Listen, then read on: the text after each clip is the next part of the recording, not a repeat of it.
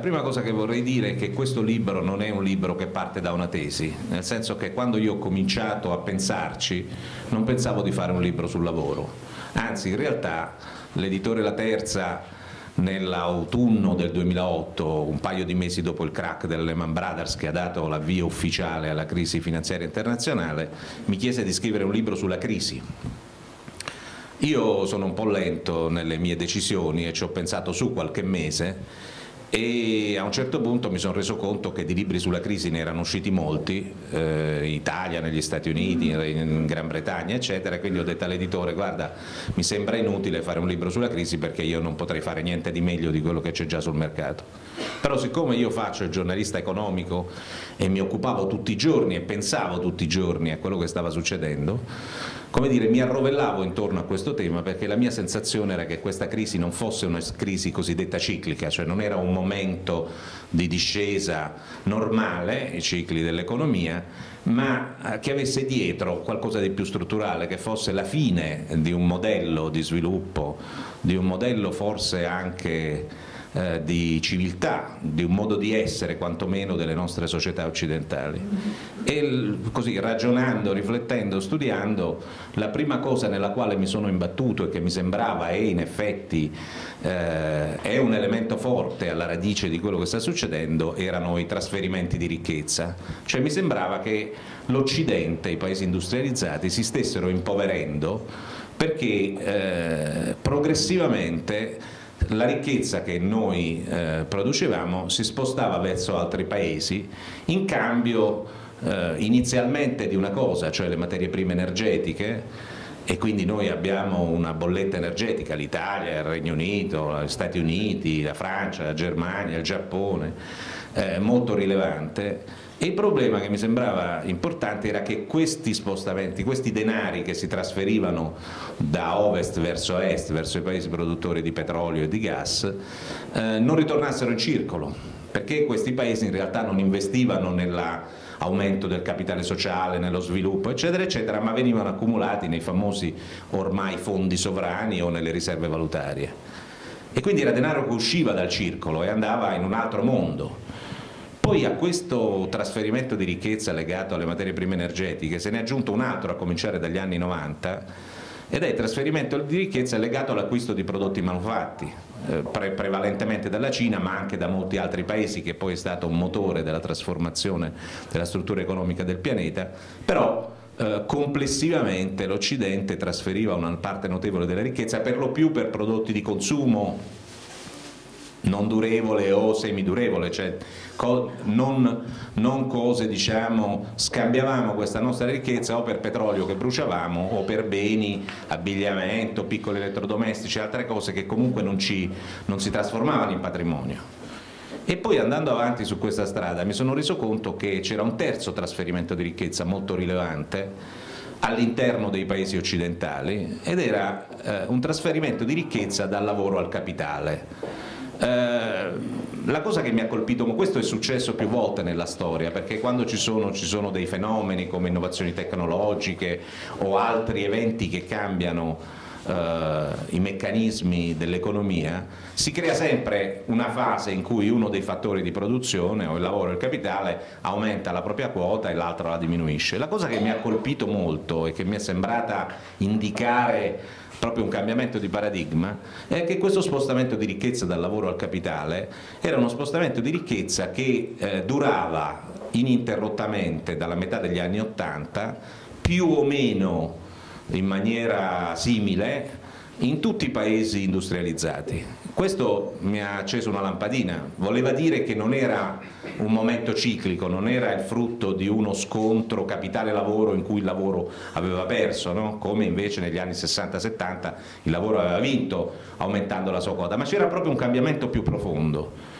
E infine c'è un altro spostamento, questa volta restringendo l'ambito all'interno del mondo del lavoro, tra i redditi medi e bassi che erano stabili o in declino e alcuni redditi apicali che invece erano cresciuti molto in questa fase, tanto vero che dagli anni 90 ma soprattutto negli anni 2000 Ci sono state delle persone che con lavoro legale, perché ovviamente spacciando cocaina o facendo attività illegali era possibile guadagnare grandi cifre, ma diciamo mai nella storia con il lavoro legale era stato possibile guadagnare tanto, milioni, decine di milioni, centinaia di milioni di euro, di dollari ogni anno. Non era mai successo prima, perché prima i meccanismi di accumulazione della ricchezza erano legati alla guerra, storicamente, al saccheggio, alla proprietà, ma con il lavoro si poteva migliorare il proprio status di vita in alcune categorie, ma non si riusciva a guadagnare tanto. L'insieme di questi 4 spostamenti di ricchezza, come dire, mi ha convinto che ci fosse qualcosa sotto, qualcosa di una trasformazione di una magnitudine, di una dimensione molto forte, e il punto in cui si è concentrata la mia attenzione era la perdita di valore del lavoro, perché questa perdita di valore del lavoro mi sembrava che avesse delle cause storiche, cioè appunto non congiunturali ma storiche, e degli effetti profondi sia sull'economia che sulla politica o sulla democrazia. E naturalmente tutto questo non è frutto di una mia speculazione, sono dati, voglio dire, sono tutte cose raccolte attraverso l'esame di indici. Quindi sono cose, dati OCSE, dati del Fondo Monetario Internazionale, dati di centri studi internazionali prestigiosissimi, non è una teoria, come dire, basata su un approccio. Io non volevo dimostrare nulla, volevo soltanto capire, e quello che ho capito è che in effetti a partire dalla metà degli anni '80 in poi il lavoro ha cominciato a perdere il suo valore economico intrinseco, prima ancora di diminuire il suo costo. Ha perso il suo valore intrinseco perché sono entrati in ballo 2 fattori clamorosamente potenti che si sono poi magnificati l'uno con l'altro, che sono la globalizzazione e la tecnologia. La globalizzazione, ne parliamo da tanti anni, io trovo che sia una cosa meravigliosa, la cosa più bella alla quale la mia generazione, io ho 57 anni quasi, ha assistito, perché è un fenomeno di allargamento del mondo, di ingresso nel futuro, in un progetto di futuro, nell'area dello sviluppo, nel progetto di sviluppo di centinaia di milioni di persone, una grandissima contaminazione culturale che ha coinvolto tutti noi positivamente, quindi bellissimo fenomeno questo della globalizzazione, ma naturalmente la globalizzazione ha un suo costo, e il costo è determinato dal fatto che nel giro di pochi anni 1,5 miliardi di lavoratori poveri sono entrati in competizione con 500 milioni di lavoratori, diciamo così, ricchi, cioè con salari significativi e con diritti. Gli altri 1,5 miliardi invece avevano dei salari molto più bassi e un'assenza pressoché totale di diritti. Naturalmente questo conflitto ha determinato un impatto sui 500 milioni di lavoratori ricchi, sia dal punto di vista del loro potere contrattuale, sia dal punto di vista delle scelte di investimento delle imprese, di localizzazione degli investimenti, che ha avuto un suo effetto che adesso cercherò di spiegarvi meglio. Il secondo meccanismo potentissimo è quello della tecnologia, perché la tecnologia, come sempre, meravigliosamente sostituisce il lavoro. Dal trattore che sostituisce la zappa, alla lavatrice che sostituisce il lavare a mano faticosissimamente le nostre lenzuola, è un prodigio, però l'effetto della tecnologia è quello di sostituire il lavoro, e in particolare le tecnologie che si sono messe in moto negli ultimi 30-40 anni hanno cambiato la geografia produttiva. Prima di parlare un attimo molto brevemente della tecnologia dell'informazione e della comunicazione, voglio ricordarne un'altra che nella sua banalità è stata dirompente, ed è l'arrivo di questa, l'invenzione da parte di un camionista americano di questo scatolone di metallo che chiamiamo container, perché prima dell'arrivo del container le produzioni, cioè il trasporto era molto complicato. Non so, quelli più grandi, più maturi in questa platea ricorderanno la parola collo. Si spedivano i colli, adesso non si spediscono i colli, adesso si spediscono pallet o container. Il trasporto era una cosa molto complessa e molto costosa, richiedeva molto tempo, era molto oneroso rispetto al valore dei prodotti, e quindi le produzioni erano nella maggior parte dei casi legati ai loro mercati geografici, oppure le imprese erano collocate lungo i fiumi, vicino ai porti, in modo da favorire questo, e inoltre nella fabbrica si tendeva a fare tutto, perché trasportare i pezzi da una fabbrica all'altra era molto complicato, la famosa fabbrica fordista. Il container ha rotto tutta questa cosa, ha rotto la fabbrica perché ha consentito frammentare la produzione e ha rotto il rapporto tra produzione e mercato perché ha reso assai poco influente il costo del trasporto sul costo totale del prodotto a destinazione. Tutto questo ha consentito, quando la politica, diciamo, la rottura delle frontiere ha avviato il processo della globalizzazione, di modificare l'organizzazione produttiva e di spostare le produzioni o di andare a produrre in luoghi dove, diciamo, i costi erano più bassi, in particolare il costo del lavoro. Ma oltre a questa tecnologia che ha cambiato la logistica della produzione e della distribuzione, poi è sopravvenuta un'altra tecnologia potentissima, che è quella della informazione e della comunicazione, la quale tecnologia ha due caratteristiche importantissime e profondamente nuove. La prima è che è pervasiva, perché attraversa tutte le attività, dalla mia di giornalista a chi produce piatti di terracotta, a quella del sarto, a quella del medico, a bancario, l'operatore aeroportuale. Tutte le attività sono state in qualche modo profondamente o marginalmente, ma per lo più profondamente influenzate da questa nuova tecnologia. La seconda novità è che questa tecnologia non sostituisce il lavoro fisico, ma sostituisce il lavoro intellettuale. Allora cosa succede? Che la globalizzazione consente di spostare il lavoro, con effetti magnifici nei paesi, diciamo, emergenti, che attraverso questo spostamento hanno avviato un processo di sviluppo che prima gli era negato, ma che naturalmente ha creato dei vuoti. Cioè molte produzioni che si sarebbero potute fare nei paesi industrializzati sono state fatte nei paesi emergenti, avendo come mercato di destinazione sempre i paesi industrializzati, che erano gli unici dove c'era una capacità di consumo, oppure produzioni che erano già nei paesi industrializzati sono state spostate. Quindi con la globalizzazione il lavoro si è spostato. Con la tecnologia il lavoro è stato sostituito in parte dalle macchine. Faccio due esempi banalissimi, credo che tutti o quasi abbiamo in tasca un bancomat. Un bancomat vuol dire un numero X di cassieri di banca in meno. Io sono venuto in treno con un biglietto elettronico, il che vuol dire un bigliettaio alla stazione di Roma in meno. E sono due esempi, diciamo, tra i più facili. Una macchina computerizzata, un robot industriale sostituisce decine di operai nella catena di montaggio. Quindi in questo caso diciamo, c'è un processo molto forte, molto rilevante. Come ha avuto impatto tutto questo sul mondo del lavoro? Beh, ha avuto un impatto primario, che è la diminuzione implicita del valore economico del lavoro. Nel senso che il valore di quello che producono gli uomini è diminuito, di molte delle cose che producono gli uomini è diminuito. Vi faccio un esempio. Pubblicato io su Affari e Finanza nel 2004, mi sembra, una tabella che avevo trovato sul bilancio di una multinazionale francese della componentistica e che credo di avere qui con me. Questa multinazionale francese, che era la Valeo, adesso non so che fine abbia fatto, aveva 21 stabilimenti sparsi per il mondo dove produceva sospensioni, filtri per auto, fari, queste cose qui. Ebbene, la differenza di costo orario del lavoro per prodotti omogenei era fortissima. Fatto 100 il costo orario in Italia arrivava a 159 in Svezia e a 2 in India. Quanto vale un'ora di lavoro per fare un filtro per auto? 2 euro l'ora dell'India o 159 della Svezia? Quindi è diminuito il valore implicito. Io cito un banchiere che una volta mi disse: dei miei dipendenti io potrei fare a meno di un terzo e il resto sono commodity, cioè sono fungibili. Quindi questo ha avuto un impatto iniziale sul valore intrinseco del lavoro, cioè sul valore che il lavoro produceva.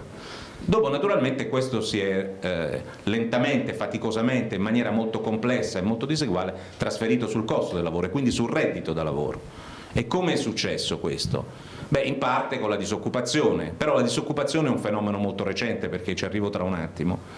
Il meccanismo principale è stato il fatto che i lavori medi Una parte dei lavori medi sono scomparsi e sono stati sostituiti da lavori poveri, servizi alla persona, guardianie, badanti, commessi, tutti lavori a più basso valore aggiunto, cioè il lavoro dell'operaio, il lavoro del bancario, il lavoro del bigliettaio, sono diminuiti come numero, sono aumentati quei lavori a basso valore aggiunto. Dove invece sono rimasti e ci sono state delle nuove opportunità di lavoro medio, il costo di questo lavoro medio è stato ridotto attraverso l'utilizzo del tempo determinato, con quel fenomeno che tutti conosciamo e del quale tutti siamo preoccupati, che è la precarizzazione, perché diciamo, era nato il processo sulla base di un'esigenza di flessibilità, una importantissima esigenza delle imprese di poter massimizzare la produttività, ma in realtà poi si è trasformato, per un'esigenza reale dell'economia, perché il valore del lavoro diminuiva, in uno strumento per ridurre il costo del lavoro, perché in Italia, ai noi, mediamente un lavoratore a tempo determinato che fa lo stesso lavoro di un lavoratore a tempo indeterminato costa all'azienda e prende il lavoratore un terzo in meno del salario, statisticamente. Questi sono dati, diciamo, statistici Istat. Attraverso questi meccanismi il costo del lavoro è diminuito. Secondo punto molto importante, questo è un processo che dura da una generazione, 25 anni sono il ciclo di una generazione, 1985 come data possiamo prendere come data di riferimento. Perché non ce ne siamo accorti? Non ce ne siamo accorti perché ci sono due dati che ci hanno fuorviato.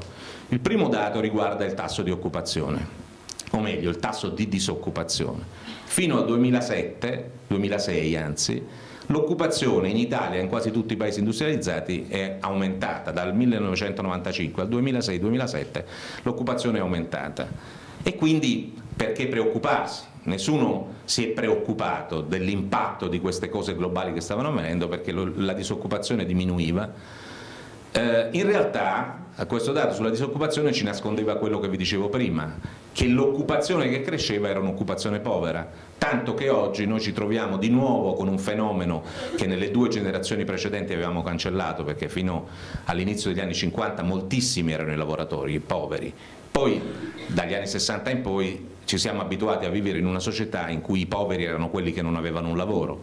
Oggi in Italia per quasi un terzo, ma in Olanda per dire il 22%, in Germania, negli Stati Uniti oltre il 20%, ci sono delle quote rilevanti di lavoratori poveri, ovvero di persone che hanno un lavoro ma che hanno un reddito inferiore di un terzo al reddito medio.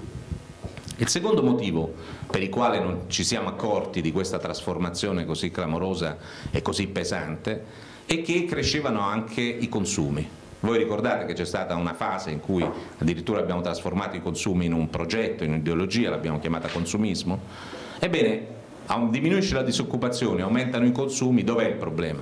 Ebbene, anche dietro questo dato sui consumi c'era un problema, perché dietro questo aumento dei consumi, a coprirli finanziariamente, non c'era il reddito, perché il reddito era stagnante o diminuiva per la classe media, per la maggior parte della popolazione, bensì il debito privato, che poi con la crisi si è trasformato in buona parte in debito pubblico. Questi due numeri, no? Quello sulla disoccupazione e quello sui consumi, ci hanno nascosto che noi stavamo vivendo al di sopra delle nostre possibilità e che il nostro tessuto, quello sul quale avevamo costruito il nostro modello di civiltà, basato su diritti, doveri, responsabilità, libertà, democrazia, welfare, stava, come dire, perdendo le sue basi costitutive. Concludo, ultimi 5 minuti. Quali sono le conseguenze di questa trasformazione, di questa perdita di valore del lavoro? Beh, diciamo di 3 ordini. A un primo ordine, direi di ordine sociale, culturale, morale, etico, progettuale. Perdendo di valore economico, come diceva all'inizio Filiberto Zovico, il lavoro è entrato nella zona d'ombra, non se ne è parlato più di lavoro e lentamente, ma in maniera abbastanza profonda, ha rosicchiato dentro di noi la centralità del lavoro come strumento per realizzare le nostre aspirazioni, i nostri progetti di vita, la nostra dinamica sociale, la nostra posizione nella società. In molti casi è stato sostituito dal consumo. si pensava di realizzarsi e di esprimersi e di rappresentarsi attraverso quello che si era in grado di comprare, non attraverso quello che si era in grado di fare. Quindi una perdita di valore nei nostri pensieri, nei nostri progetti, e naturalmente una perdita di valore culturale anche come collante sociale e anche come peso del lavoro nell'analisi delle problematiche di una società, no? Il secondo ordine di conseguenze, questo è molto pesante, questo che vi ho detto, il secondo ordine di conseguenze è di tipo economico, perché questa perdita di valore del lavoro e poi di redditi da lavoro, cioè di ricchezza prodotta che finisce al mondo del lavoro, questa diminuzione ha determinato un fenomeno di aumento delle disuguaglianze nelle nostre società molto forte, di accumulazione e di redditi molto elevati per una fascia molto limitata dei cittadini, una diminuzione della capacità di spesa e di risparmio per la maggior parte degli altri. Questo aumento delle diseguaglianze ha un impatto, come dire, sul tipo di società. Ci sono alcuni, come me per esempio, i quali pensano che sia meglio, si viva meglio in una società più equilibrata, in cui diciamo c'è una condivisione di fondo, perché le disuguaglianze ci sono, perché è giusto che ci siano, ma non sono così vistose. Una società più equilibrata, ci sia maggiore coesione, si viva meglio. Ma al di là di questo aspetto, come dire, di visione anche politica, c'è un aspetto economico, ed è che la ricchezza concentrata, ve lo dico molto rozzamente, diventa finanza e la ricchezza distribuita diventa economia. Ve lo specifico con un concetto ancora più rozzo: se c'è un signore che guadagna 100.000 euro al mese, il primo mese probabilmente li spenderà tutti, ma dal mese successivo ne accumulerà buona parte in investimenti prevalentemente finanziari. Se ci sono 100 persone che guadagnano 1.000 euro al mese in più, le spenderanno probabilmente tutti, o se li accumuleranno per predisporsi a fare investimenti reali, comprare una casa, cambiare l'auto, il frigorifero, l'educazione dei figli, fare un viaggio. Cioè la ricchezza distribuita alimenta di più della ricchezza concentrata l'economia reale.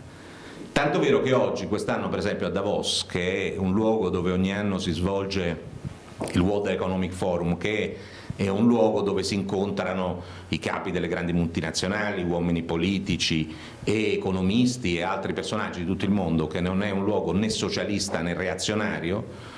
La frase finale di sintesi dei lavori di quei 4 giorni di forum è stata Sustainable Inclusive Growth, crescita sostenibile e inclusiva, dove la novità era il collegamento di quella parola inclusiva tra sostenibile e crescita.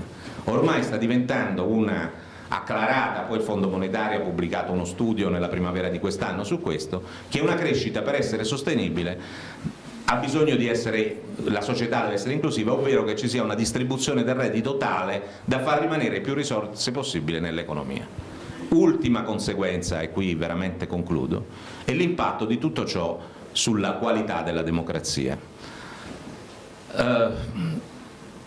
Perché dico questo? Perché la storia della democrazia è essenzialmente la storia della liberazione del lavoro, non dal lavoro, come diceva Carlo Marx, la storia della liberazione del lavoro, perché il lavoro fino a direi un secolo fa era formalmente o sostanzialmente o servo o schiavo. In Russia c'erano i servi della gleba, ma nelle nostre montagne, nella Basilicata, nel Polesine o nelle campagne di Bergamo raccontate dagli alberi degli zoccoli, la condizione dei lavoratori non era una condizione accompagnata da diritti e quindi era servo o schiavo. Ci sono stati nella storia, la democrazia ateniese, che è il modello di governance alla quale l'Occidente si è ispirato per costruire la sua civiltà, è un modello di governance democratico perfetto da un certo punto di vista, ma i cittadini avevano il diritto di voto e il lavoro lo facevano gli schiavi.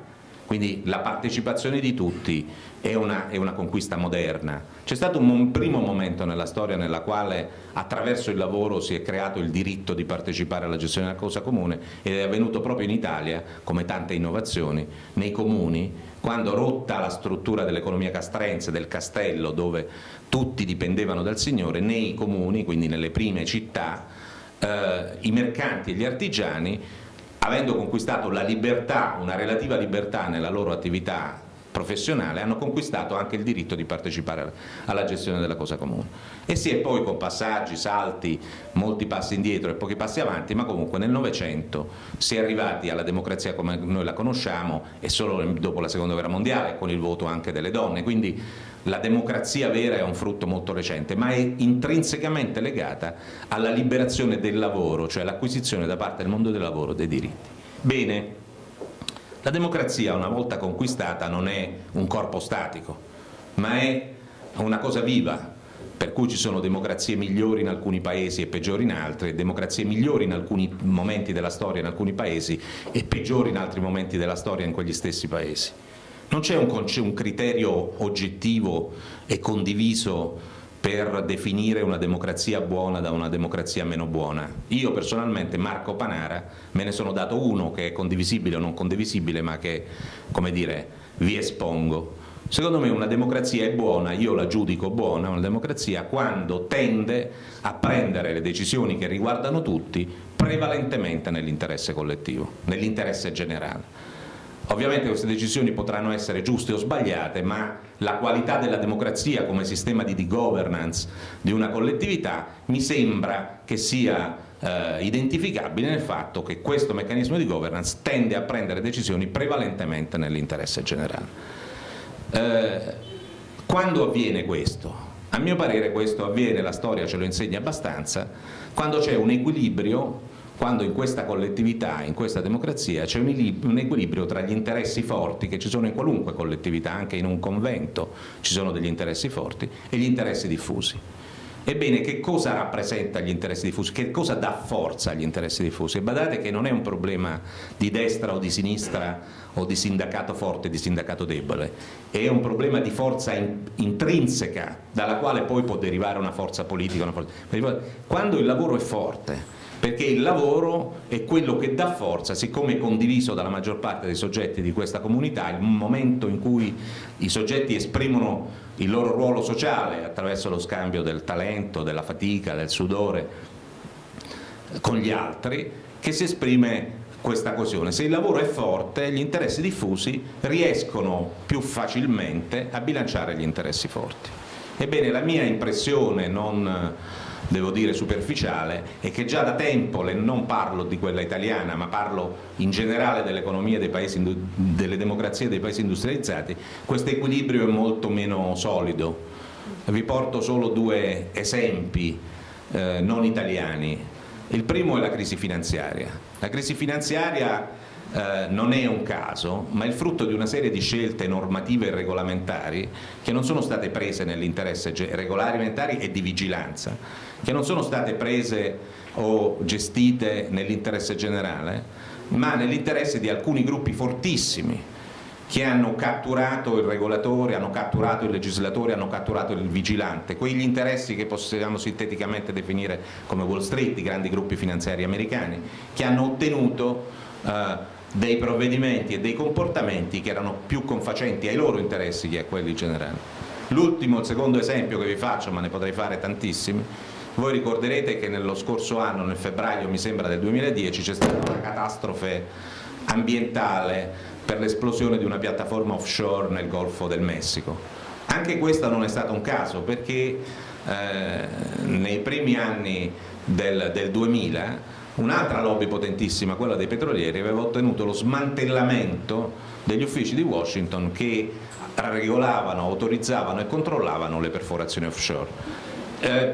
Esempi di questo tipo ne possiamo trovare infiniti, ma sono tutti segnali del fatto che l'equilibrio della democrazia, cioè questo bilanciamento tra gli interessi diffusi e gli interessi forti, è a rischio, e a mio parere è a rischio attraverso questo tutto quel modello di civiltà del quale io sono molto orgoglioso e del quale parlavo prima, fatto di diritti, doveri, democrazia, libertà, responsabilità, welfare, perché a sostenere tutto questo è la forza del lavoro. Se il lavoro è meno forte, tutto questo è in pericolo. Grazie.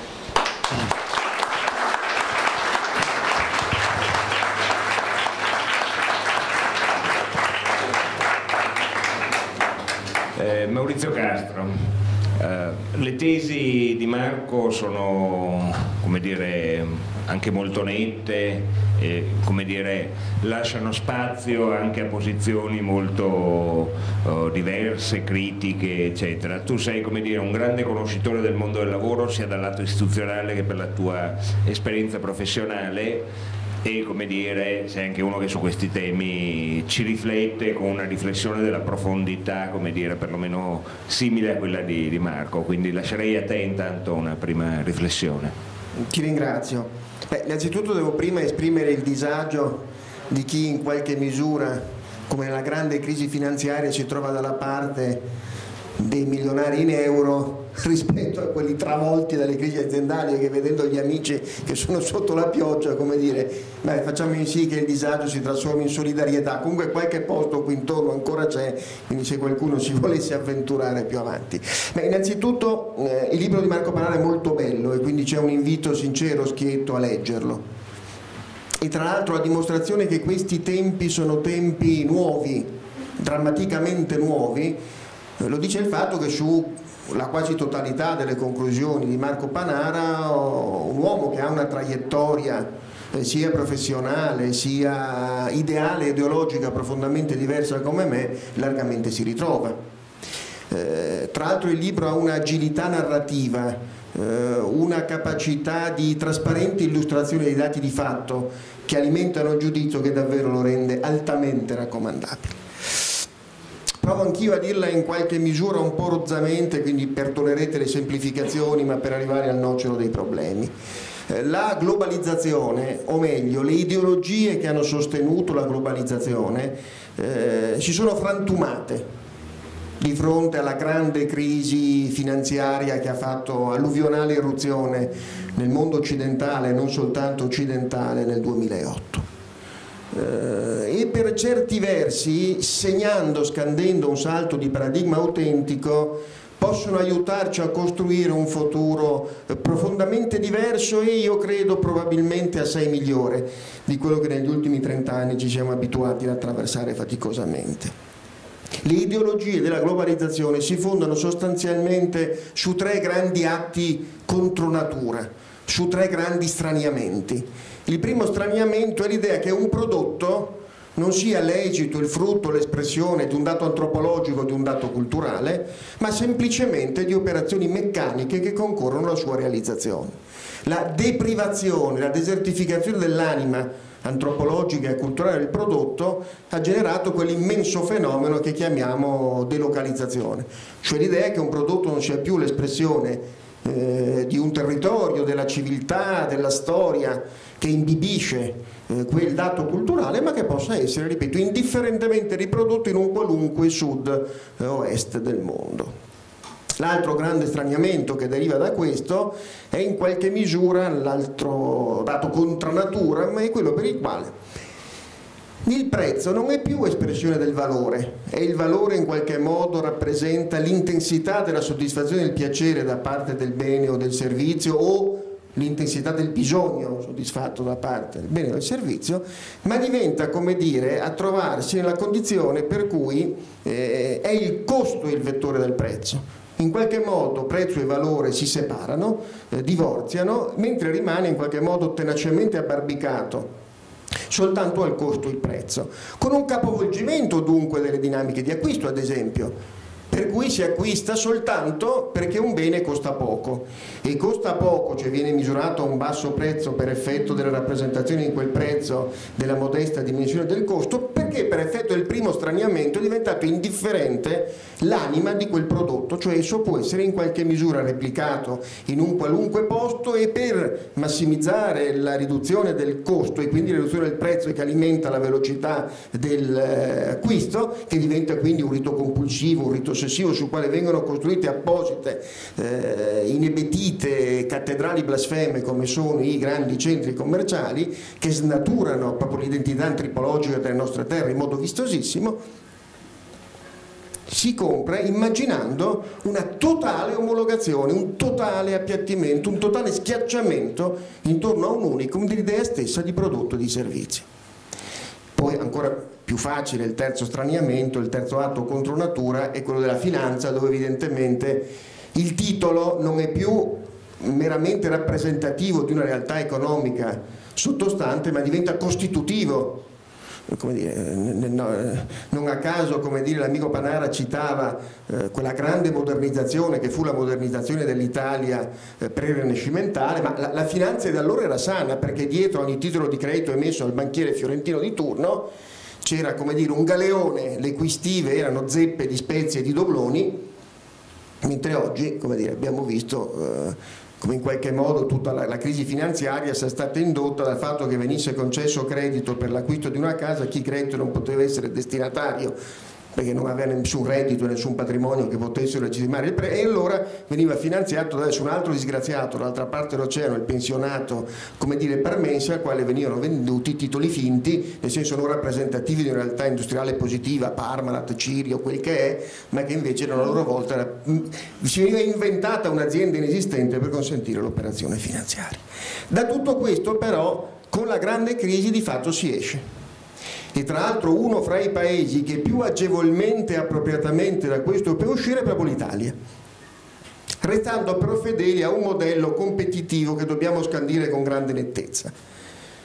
Tutte le storie di successo, e sono molte e sono straordinarie, che ad esempio qui nel nostro Veneto, nel nostro nord-est ci accompagnano nella cronaca economica, sono storie di imprese che stanno nei settori tradizionali, che innovano il prodotto perché è il prodotto e non il processo il cuore del loro business. Dico prodotto e dico processo per dire ciò che viene realizzato e non il sistema tecnologico attraverso il quale quel bene viene prodotto, il che ad esempio capovolge un assioma tipico dell'industria italiana.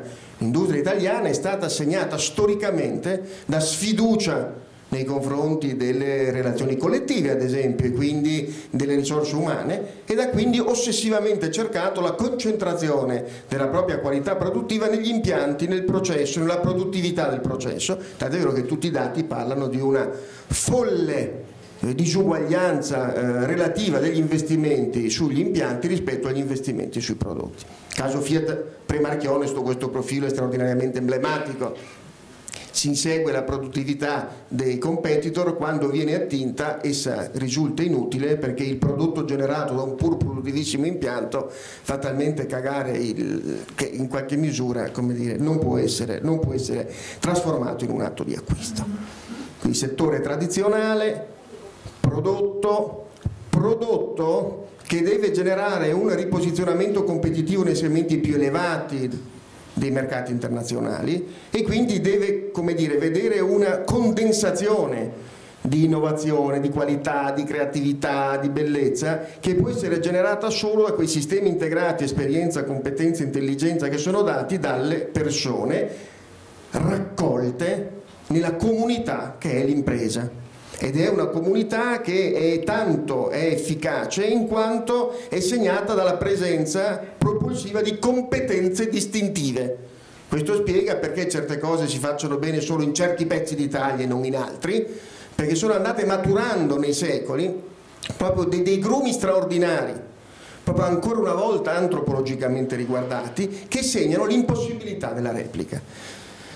Tante volte racconto l'episodio di quel grande industriale della moda che per molti anni tentava di convincermi che quel che contava era che l'idea fosse italiana, l'esecuzione poteva tranquillamente essere vietnamita o taiwanese, che invece oggi dice beh no, la nuova dimensione del lusso, è che soltanto in quella valle lì della Toscana quel cuoio me lo sanno piegare trasformandolo in una borsa di successo, soltanto in quell'ansa del Brenta riescano a farmi una casa. Tutte le storie di successo sono così. Guardiamoci intorno, prima Filiberto citava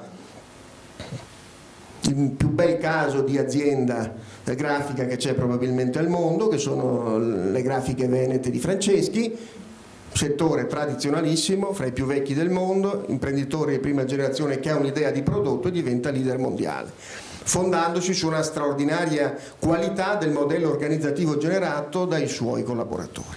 Ma qui intorno la Nice di Lauro Buoro piuttosto che la Texas di Vianello, no? Ma anche i distretti, prima abbiamo citato l'Acrib della Riviera del Brenta, piuttosto che lo straordinario distretto sartoriale partenopeo, dei Chiton, dei Finamore, dei Borrelli e quant'altro. Questo significa tra l'altro che intanto vince l'impresa nella quale gli interessi che si esprimono attraverso il sindacato nei lavoratori, attraverso il management nella proprietà, sono diversi nella provenienza sociale ma identici nello scopo politico. Cioè l'impresa riscopre la sua originaria politicità, nel senso proprio etimologico, di città, di comunità. Quello che regge oggi la nuova capacità di governare i modelli organizzativi, l'affidarsi a patti per lo sviluppo, che tra l'altro consentono, ne discetavamo ieri con Maurizio Sacconi, consentono di ricostituire il lavoro come elemento fondativo dell'identità dell'impresa e autenticamente in esso si racchiudendo la competenza distintiva, anche la qualità che la fa vincente nell'arena internazionale, significa partecipazione, collaborazione, complicità, attraverso modelli dove evidentemente i protagonisti sono i corpi intermedi, sono le organizzazioni collettive, perché si crea un lavoro che di nuovo trova ad essere fondato se stesso intorno a dei valori, a una tavola di valori. Per alcuni temi che provocatoriamente anche Marco ricordava, ad esempio uno fra i portati principali della grande crisi è che tornano questi valori repubblicani, che sono la frugalità, che sono la sobrietà, che sono la riconosciuta primazia del bene comune rispetto al destino individuale. Vi ho annoiato altre volte con la mia distinzione, cioè, ci fu un tempo in cui i manager erano pretoriani, ancora troppo spesso nella nostra piccola impresa sono pretoriani, cioè sono intanto riconosciuti come manager dalla intensità del vincolo di fedeltà feudale rispetto al padrone, quindi sostanzialmente più dicono sì e più autoritariamente trasmettono l'input gerarchico, più quella è un'era finita. Ma c'è stata anche l'epoca dei manager gladiatori, quelli, no, come dire, onusti di gloria, lucidi allora di muscoli, oggi di danari, che identificavano nel proprio destino individuale il destino dell'impresa, che in qualche modo diventava accidentale rispetto alla smisurata espansione di questo io quasi titanico, quasi prometeo. Anche quel tempo è finito. Oggi tornano i manager centurioni, cioè quelli che comandano in virtù della esemplarità delle loro condotte, che anche in mezzo al fango, al sangue, alla tempesta, alla merda, sanno che nella quotidianità del dedicarsi a Roma sta la verità del loro mestiere, e loro tanto meglio fanno il loro mestiere quanto più quel mestiere è consapevole del fatto che è la dedizione agli altri, la trasparente dedizione agli altri a renderlo positivo. Io ho presentato un disegno di legge che, come dire, suscitò qualche interesse giornalistico, probabilmente perché sembrava, come dire, disallineato rispetto al presentatore, come uno che per tutta la vita, come dire, ha assunto manager in tutto il mondo, pagano. La mia proposta di legge prevedeva che, ad esempio, i redditi da lavoro in un'azienda non potessero vedere il numero 1 remunerato più di 20 volte dell'ultimo presente nella sua azienda, non in forma evidentemente sovietica con la proibizione di pagarlo di più, ma con l'obbligo della trasparenza, di rendere assolutamente esplicite e pubbliche le ragioni per le quali veniva superato questo moltiplicatore di 20. Possono esserci dei casi, se tu dimostri che non riesci a trovare un ingegnere elettronico di Formula 1 a un prezzo, come dire, inferiore, ma devi spiegare. Oggi è vero che le aziende quotate in borsa, guardo l'amico avvocato Malvestio, pubblicano i compensi complessivi dei membri del loro board, ma non pubblicano alla faccia dei loro codici etici le compensation policy, le politiche retributive sulle quali. E in un'Italia dove tra l'altro le aziende in cui la mano pubblica si insinua sono infinite, doppiamente scandito dovrebbe essere l'obbligo della trasparenza. A testimonianza dunque del fatto che siamo in un tempo straordinario e straordinariamente nuovo, nel quale anche i paradigmi di condotta devono cambiare, e devono cambiare in maniera molto profonda. D'altra parte, se abbiamo visto che queste sono le aziende che vincono, le aziende leali alla propria tradizione, cogliamo anche il senso che la tradizione assume di essere vero e probabilmente unico vettore di modernizzazione.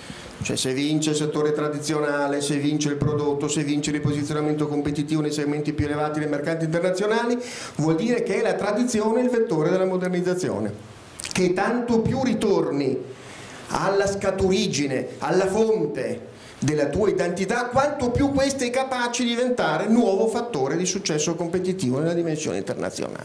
Per cui anche l'accenno che faceva Marco Panaro a questa prospettiva che potremmo chiamare neocorporativa, dove il termine evidentemente nulla ha a che vedere con le aberrazioni del 26 piuttosto che non con il modello d'Antoniano del 92-94, ma certamente questa idea per cui intorno a una nuova idea di comunità, a una nuova idea di comunità governata dalla dimensione collettiva della rappresentanza e della governance, probabilmente nel momento nel quale evoca profumi così antichi invece ha l'unico vero contenuto dell'autenticità, della modernizzazione.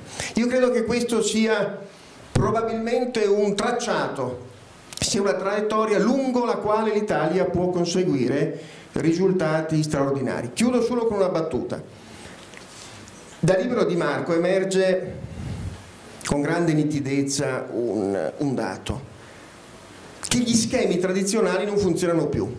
Piccola provocazione, ad esempio sono convinto che un misuratore dello sviluppo che identifica lo sviluppo con la crescita e la crescita nel PIL sia assolutamente obsoleto, perché se è in qualche misura lattamente vero tutto quello che abbiamo sillabato sinora, beh, anche a livello di paese vale la regola che se io sposto la fonte del mio successo competitivo dal volume, cioè dal fatturato, cioè dal PIL, al riposizionamento in alto, cioè al margine, è assolutamente evidente che io mi troverò di fronte ad un paese che più virtuosamente persegue questo riposizionamento, più avrà un PIL gracile. Abbiamo stimato, alcuni di noi, come ad esempio, ed è un dato per certi versi drammatico perché fa intravedere le ombre di una jobless recovery, pur in presenza di una ripresa accelerata, è evidente che noi abbiamo stimato una ristrutturazione in termini di riduzione di volumi e dunque delle basi produttive idonee alla generazione di quei volumi di 7,5 punti nei prossimi 3 anni.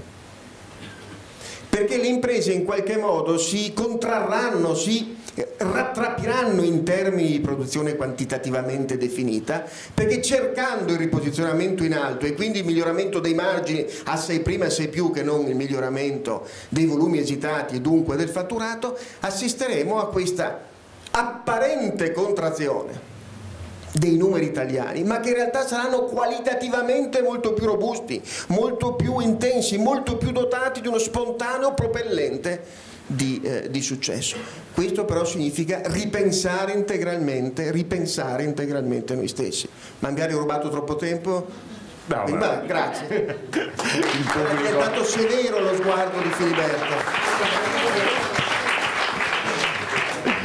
Vedete che pian piano cominciamo, come dire, a avvicinarci ai temi. Abbiamo scoperto, almeno io ho scoperto, un Maurizio Castro no global dopo il movimento no container e così via. Global non era stata. Esatto. Sarà Riccardo che è un campione.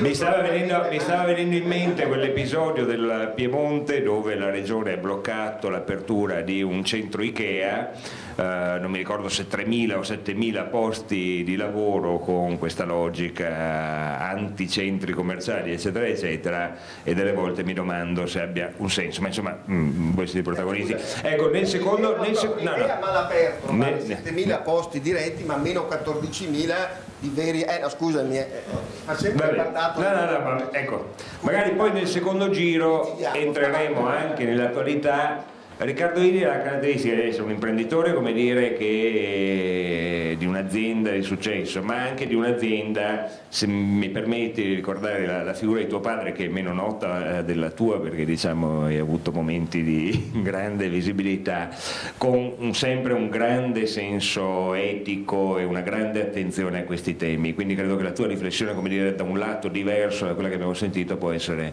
molto interessante. Grazie. Grazie, buonasera a tutti. Non ho avuto ancora la fortuna di leggere il libro di Marco Panara, però ho sentito la sua sintesi poco fa presentata proprio dall'autore e ho individuato due pregi fondamentali del libro che nella sua presentazione Marco Panara ha citato nella parte iniziale e in quella finale. Il primo pregio è quello di evidenziare, le sue parole sono state "è la fine di un modello", di evidenziare come l'economia, i paradigmi dell'economia sono cambiati. C'è stata una serie di cambiamenti importanti, non solo l'economia è ormai globale e lo è anche grazie alla tecnologia. Se la finanza è globale, questo lo dobbiamo alla tecnologia, soprattutto a internet, all'informatizzazione, e così se l'informazione è globale di nuovo lo dobbiamo alle information communication technologies, insomma sostanzialmente a internet.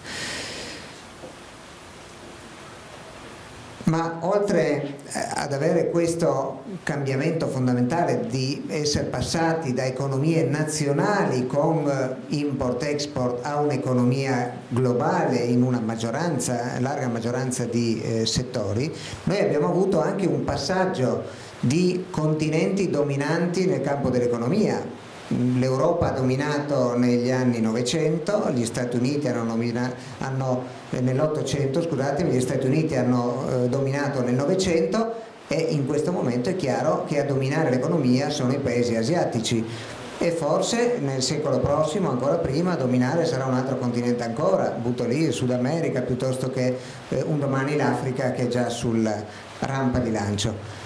A fronte di questi grandi cambiamenti però le teorie economiche non sono state adeguate. La teoria economica alla quale noi ci rifacciamo ancora è quella neoclassica che fa riferimento ai principi di Adamo Smith, la famosa mano invisibile, e sono principi che vanno bene per economie nazionali con eventualmente degli scambi in termini di import-export.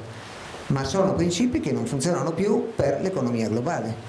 Inoltre risulta evidente che mentre l'economia nazionale ha una serie di soggetti che la governano, il governo stesso, il Parlamento che fa leggi, che agisce in termini di decisioni governative, le banche centrali, un tempo nazionali, oggi quella europea sovranazionale e altri soggetti ancora, l'antitrust, a livello globale noi non abbiamo soggetti regolatori, ma se l'economia è globale, evidentemente occorrerebbero anche dei soggetti regolatori globali che mancano. Questo porta oggi ad avere una serie di comparti dell'economia che sono semplicemente non soggetti a un controllo e men che meno a una regolamentazione, e talvolta porta anche a degli squilibri che possono pure sfuggire di mano. Sull'ultimo tema invece mi pare che quanto evidenziato, io lo sintetizzo in termini un po' diversi ma la sostanza è la stessa, è che in alcuni paesi l'equilibrio fra politica ed economia, dove nessuno dei due soggetti deve prevalere o se uno deve prevalere è la politica, in qualche misura si è alterato, e questo è anche una conseguenza della globalizzazione che ha favorito fra i tanti fenomeni la concentrazione. Pensate solo al settore automobilistico. All'inizio del secolo passato negli soli Stati Uniti c'erano alcune centinaia di case produttrici di automobili, adesso ce n'è 3, 4. Al mondo ormai sono meno di una decina le imprese che producono automobili. In Italia ce n'erano diverse. Oggi ce n'è una e speriamo che resti, perché si sta fondendo con un'altra impresa americana e poi probabilmente non si capirà più se è americana, italiana o le due, italo-americana, non so. Ma un tempo erano tante, c'era Fiat, ma c'era Alfa Romeo, c'era Lancia, c'era Maserati, c'era Ferrari. Una è rimasta e l'Italia peraltro non era uno dei paesi che aveva il numero di produttori di automobili più elevato. Come è successo nel settore automobilistico, è successo in moltissimi altri settori, e questo ha portato a una concentrazione, quindi a un aumento della dimensione delle imprese, che può portare quel rapporto fra politica ed economia addirittura a favore dell'economia, e questo evidentemente porta quale conseguenza ad avere una politica che si occupa più degli interessi dei pochi soggetti, cioè delle grandi imprese, che non della moltitudine dei soggetti, quindi degli interessi diffusi. Sull'economia però volevo richiamare a due aspetti, anche per dare un messaggio un po' positivo per quanto riguarda il futuro. È vero che oggi c'è stato un trasferimento di risorse, per esempio, dai paesi occidentali verso quelli in via di sviluppo, questo sia per acquistare prodotti energetici, acquistare materie prime e anche acquistare prodotti manifatturieri realizzati lì a costi inferiori. Ma uno dei principi è quello dell'equilibrio dei flussi, quindi se c'è un flusso di moneta dall'Italia verso la Cina ci sarà anche un flusso inverso. Infatti le imprese italiane stanno fornendo a quel paese beni ad alto contenuto, io dico estetico, possono essere nel campo dell'abbigliamento, dei mobili, del design, di tutto l'agroalimentare, a quei ormai quasi 150 milioni di cinesi che hanno un reddito medio sufficiente tale da poter acquistare quei beni più costosi ad alto tasso, ad alto contenuto estetico, i quali peraltro, sono perfettamente d'accordo con Maurizio Castro, debbono essere prodotti in Italia se vogliono essere venduti in quei paesi, perché per avere quel contenuto estetico non è sufficiente che siano ideati o disegnati in Italia, perché certe lavorazioni, pensate a certi tessuti, pensate a certe lavorazioni dei mobili, pensiamo ai vini italiani, a certi cibi, perfino alla pasta, se non sono lavorati con il know-how che hanno i lavoratori, spesso gli artigiani italiani, non hanno le medesime caratteristiche qualitative e quindi non sopporterebbero il maggiore prezzo con il quale sono venduti. Quindi c'è un rovescio della medaglia. Inoltre, secondo me, nell'economia globale si realizzerà un altro principio che è quello dei vasi comunicanti. Ne abbiamo già visto in piccolo un esempio, un'applicazione nella Germania. Ricorderete che dopo la riunificazione delle due Germanie c'è stato un pesante flusso di risorse dalla Germania occidentale a quella dell'est e il fenomeno è durato più di quanto il governo e il Parlamento tedesco si aspettasse, tant'è che a un certo punto si sono chiesti: ma forse abbiamo fatto un cattivo affare, forse abbiamo sbagliato nel realizzare la riunificazione. In realtà, quando grazie al principio dei vasi comunicanti il reddito medio nella Germania dell'Est ha raggiunto quello della Germania dell'Ovest, hanno cominciato a crescere i redditi di tutti i tedeschi, dell'Est e dell'Ovest assieme.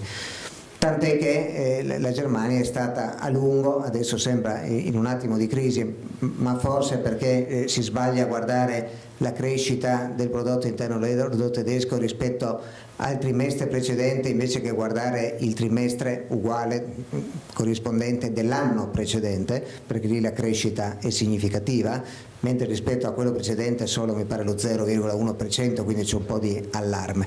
Io credo invece che la Germania continuerà a crescere perché continua a esportare non tanto e non solo nei paesi occidentali, ma esporta soprattutto in Asia, in Sud America e comincia a esportare anche in Africa, che ripeto è l'altro continente in pista di decollo.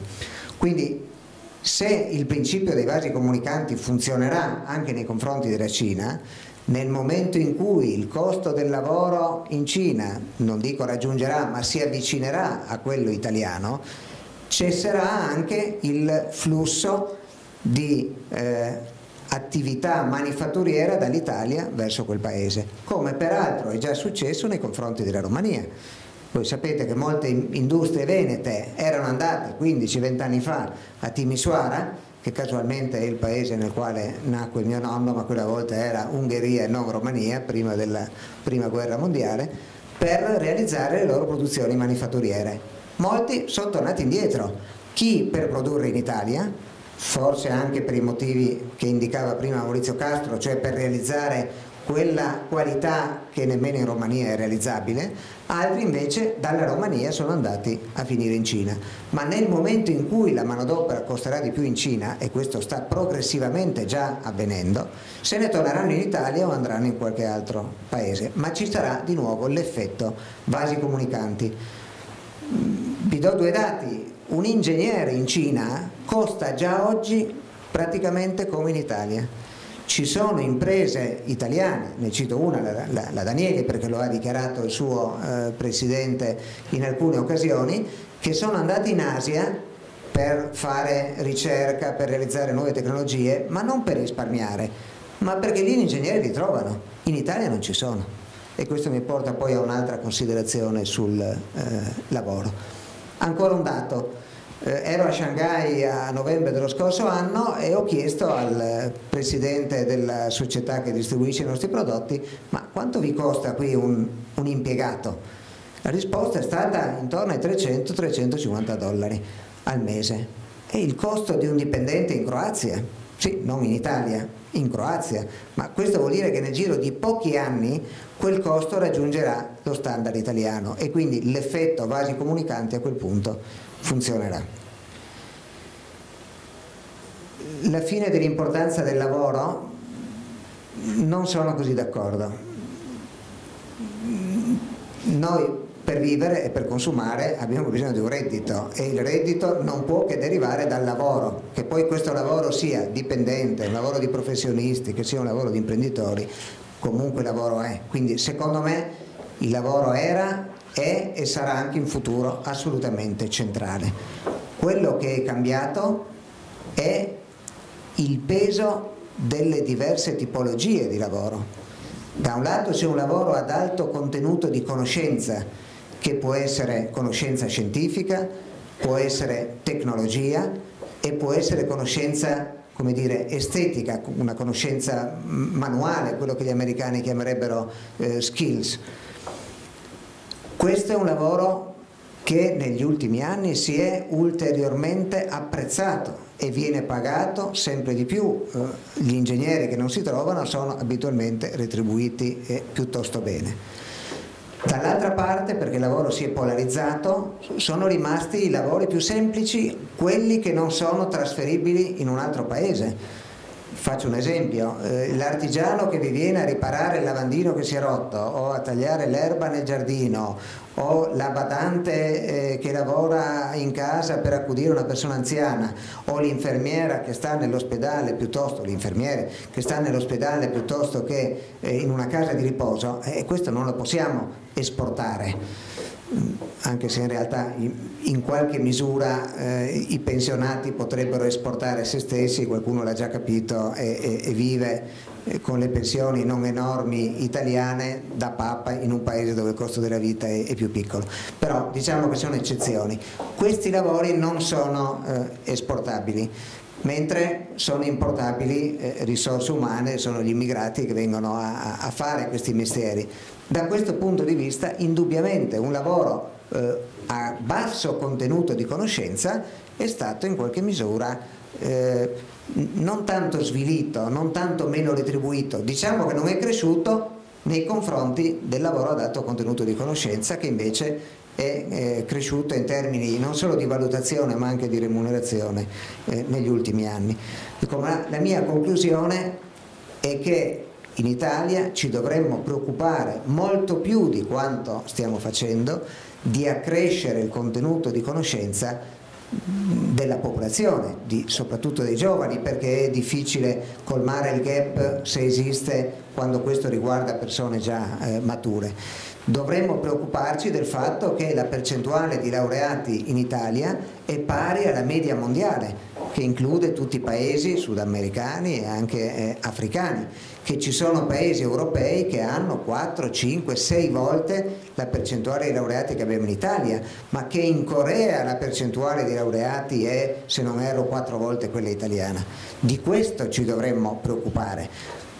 Preciso poi che non ritengo che per avere un alto contenuto di conoscenza occorre una laurea, perché per la propensione, che è tutta italiana, è un nostro quasi monopolio, ci sono i francesi poi che hanno un'abilità simile, di produrre beni ad alto contenuto estetico, occorre una conoscenza che non necessariamente richiede una laurea, anzi molto spesso richiede di aver seguito scuole professionali, scuole tecniche o addirittura di aver fatto l'apprendistato nel laboratorio di chi quelle conoscenze le tramanda da una generazione all'altra. Se saremo in grado di fare questo, secondo me fra qualche anno Marco Panara scriverà un altro libro dove ci dirà che il lavoro è ancora valutato, non solo, ma addirittura rivalutato.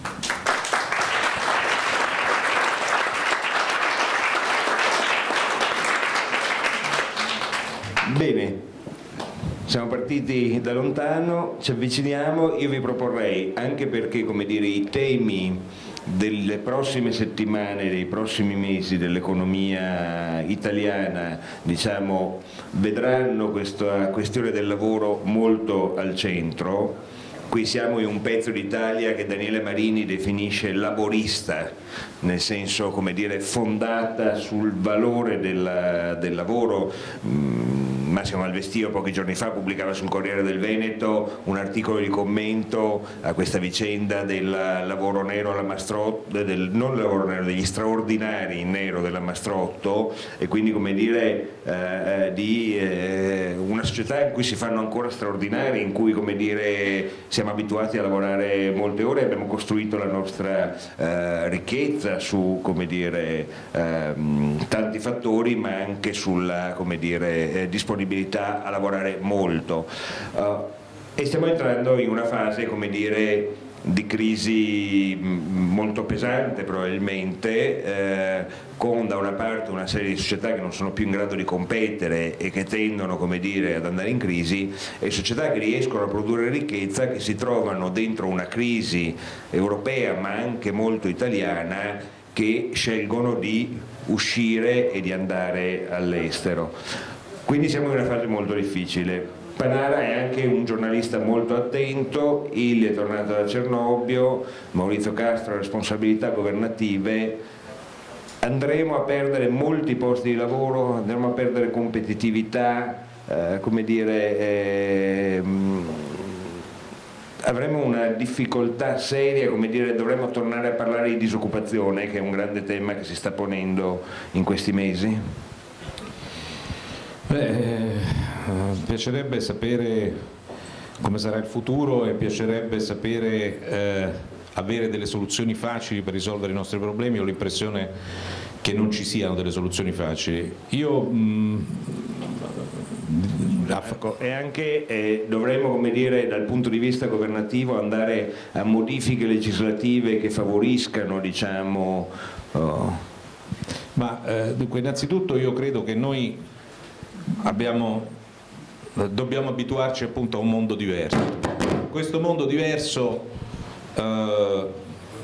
uso la parola che ha utilizzato Castro e che a me piace molto, la parola sobrietà entrerà nel nostro lessico quotidiano.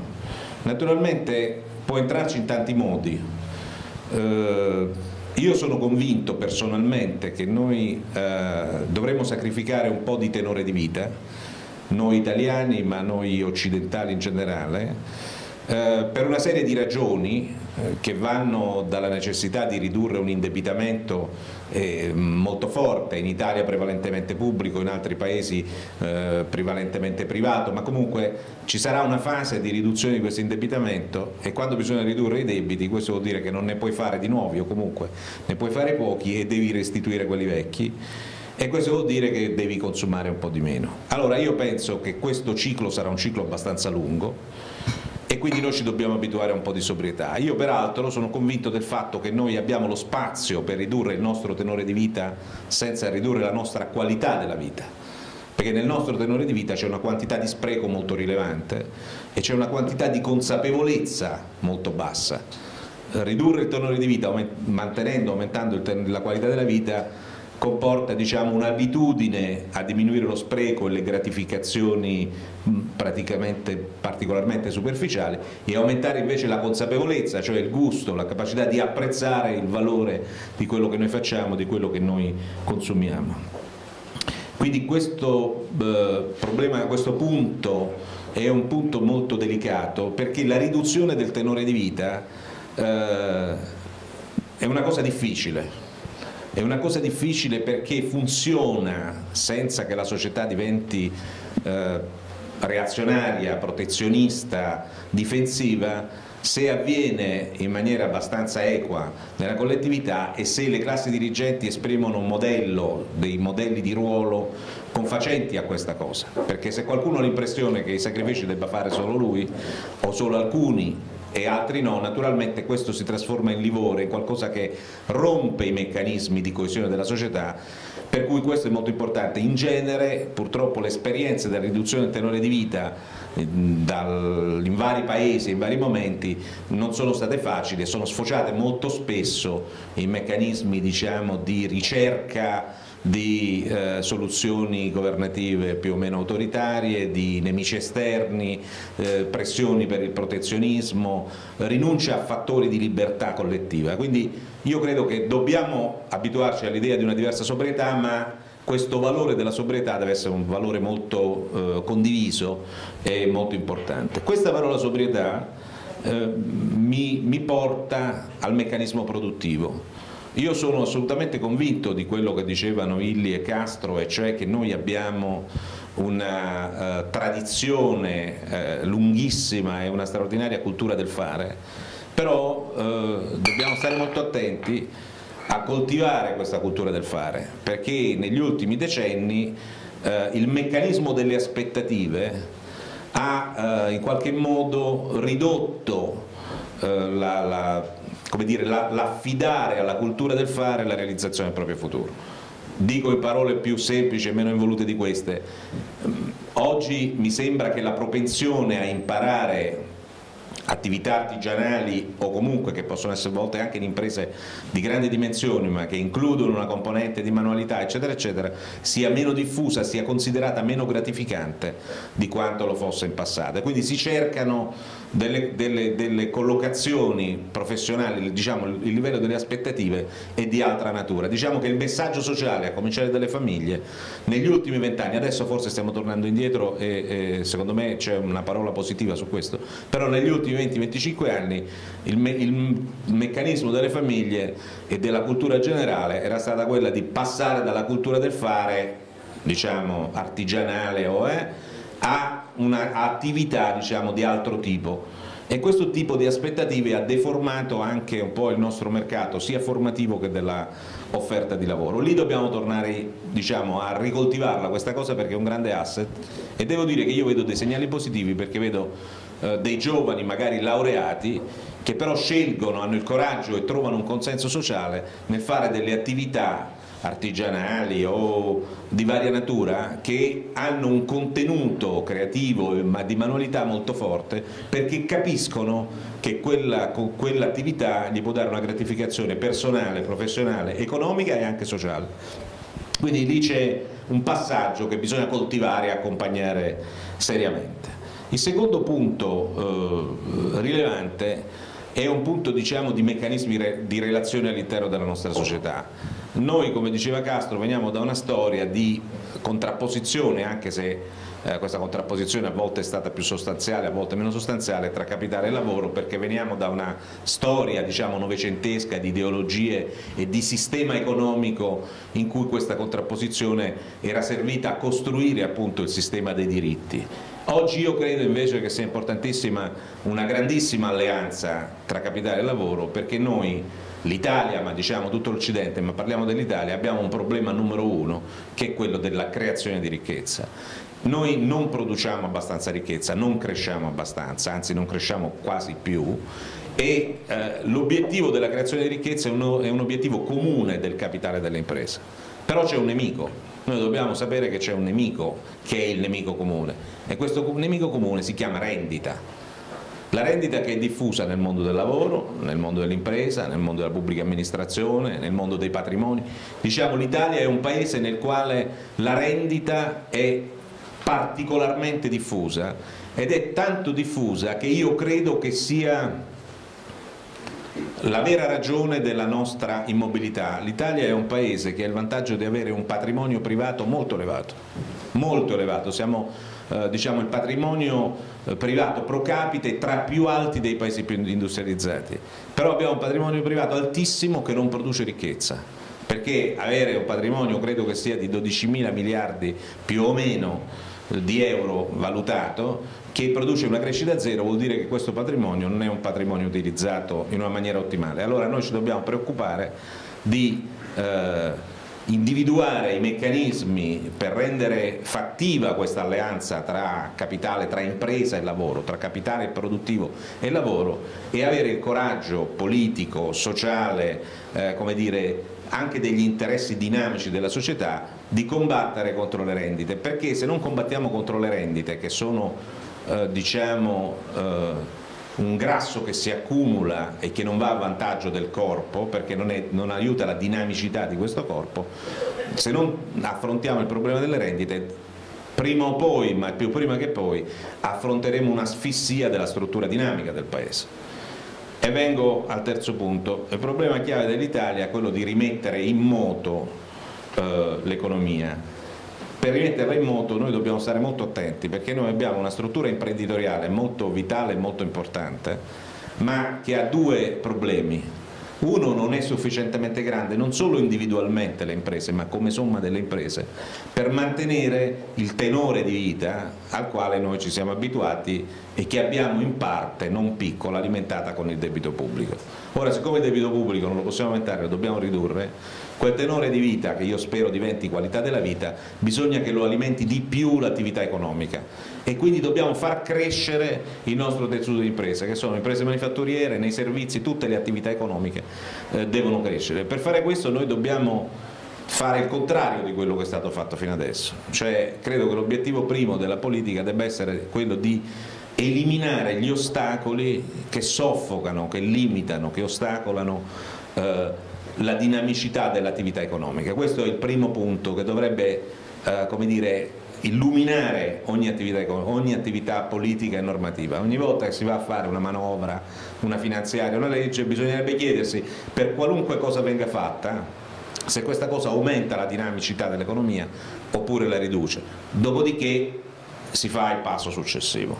Concludo dicendo che il processo della globalizzazione, che è stato un processo potentissimo del quale l'Italia, l'impresa italiana si è accorta tardi e che ha cavalcato poco, sta cambiando moltissimo. Noi siamo entrati in una nuova fase della globalizzazione e Illy ce ne stava dando alcuni segnali. La globalizzazione, la prima fase della globalizzazione era fatta così: imprese occidentali andavano a produrre dove il lavoro costava meno prodotti da rivendere sui mercati occidentali, perché la capacità di consumo era di qua, e si andava a produrre dove il costo del lavoro era più basso. Questa fase qui è finita. Adesso stanno cambiando due cose fondamentalmente. La prima cosa è che quei posti che erano essenzialmente luoghi di produzione a basso costo si stanno trasformando rapidamente in mercati essi stessi. Quindi i mercati non sono più solo i mercati occidentali, ma sono diventati anche quelli dei mercati. La seconda novità è che a competere prima erano le imprese occidentali che competevano tra di loro sui loro mercati andando a produrre altrove, quindi erano le solite imprese italiane, tedesche, francesi, americane, giapponesi che competevano tra di loro sui mercati italiano, francese, giapponese, americano, producendo in Cina, in India, in Vietnam, dove gli pare.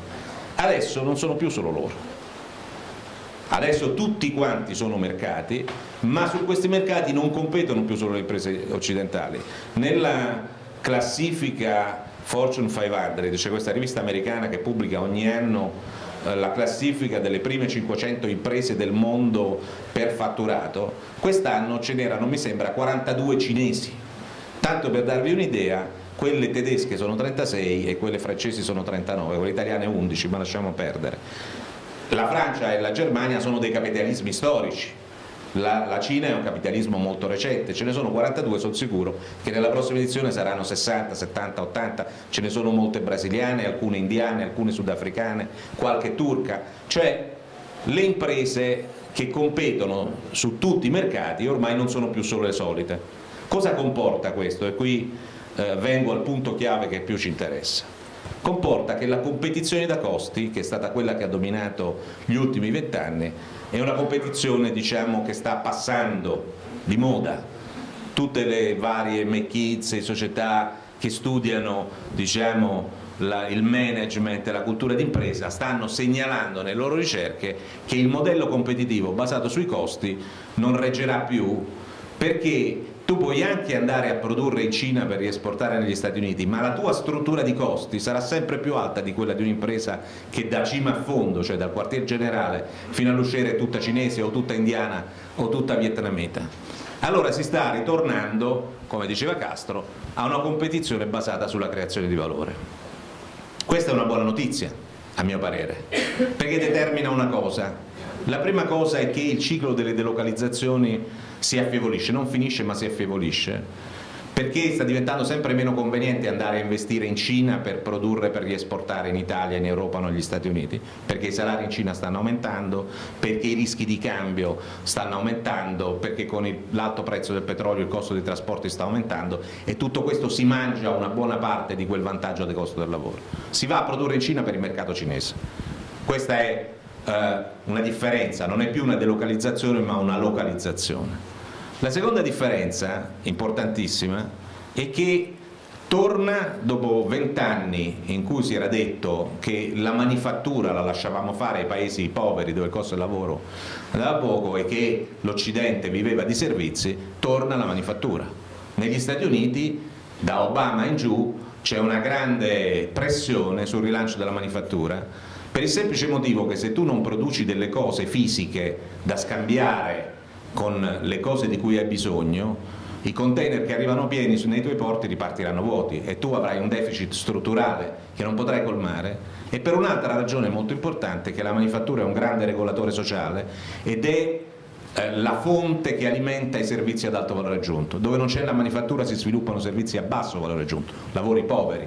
Dove c'è la manifattura intorno si creano servizi ad alto valore aggiunto. Per questo motivo il ritorno della manifattura, grande cosa per l'Italia, che è un paese che ha una straordinaria cultura manifatturiera da rialimentare adesso con grande determinazione.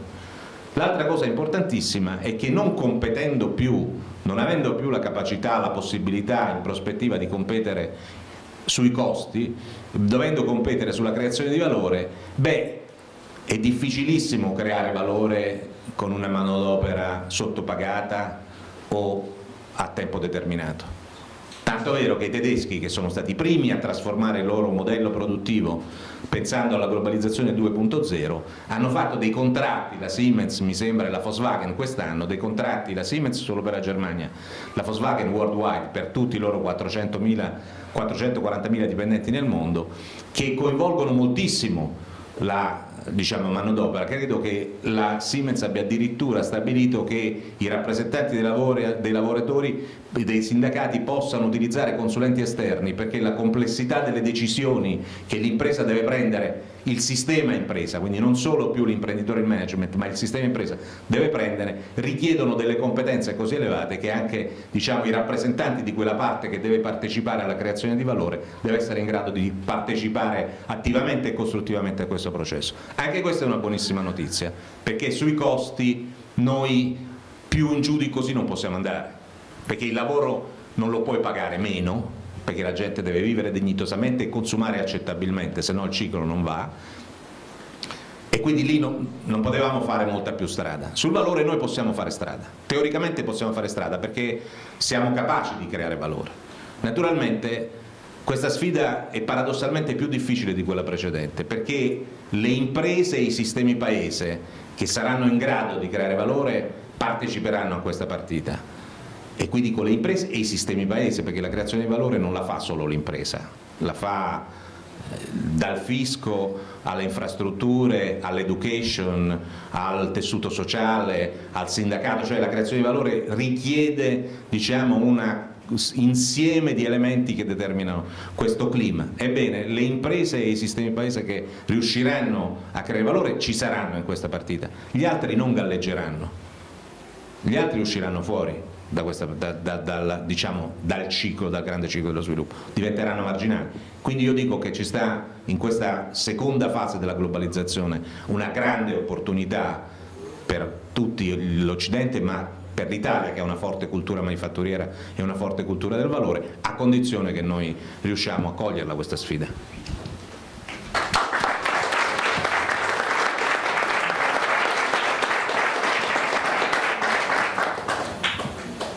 Filiberto stimolava due veloci riflessioni su disoccupazione e nuove forme organizzative del lavoro.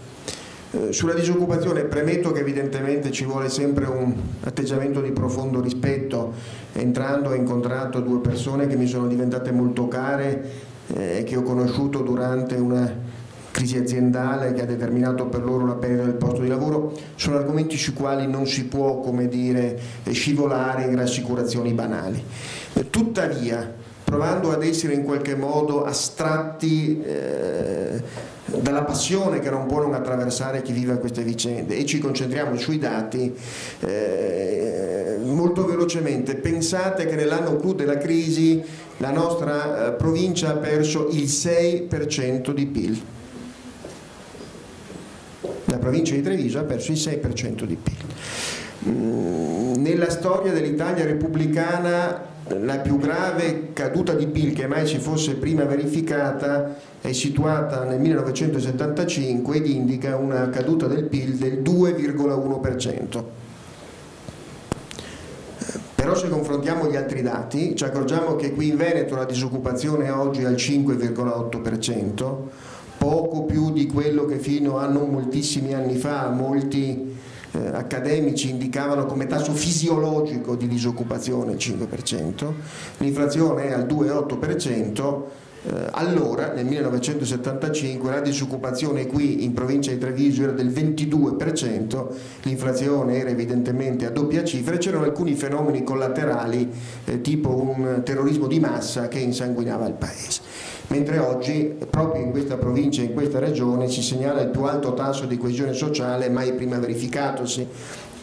Certi fenomeni che pure ad esempio segnano a livello nazionale la contrapposizione tra la CGIL su un versante, la CIS, la UIL, l'UGL dall'altro, non trovano traccia qui nella pratica sindacale. Tutti gli accordi di ristrutturazione, purtroppo numerosi, che sono stati sottoscritti in provincia di Treviso, vedono sempre anche la sottoscrizione di una CGIL, tra l'altro pragmaticamente guidata da un riformista come Paolino Barbiero, protagonista con me nella stagione della partecipazione Zanussi, e allora, come dire, colpevolizzato dalla sua fioma nazionale proprio perché invece aveva firmato ad esempio il famoso accordo del 2000, lui con i segretari di Firenze e di Forlì, non a caso, che introduceva quel contratto di lavoro a chiamata che poi sarebbe, insieme con l'aiuto dell'amico Marco Biagi, divenuto poi legge dello Stato nel 2002.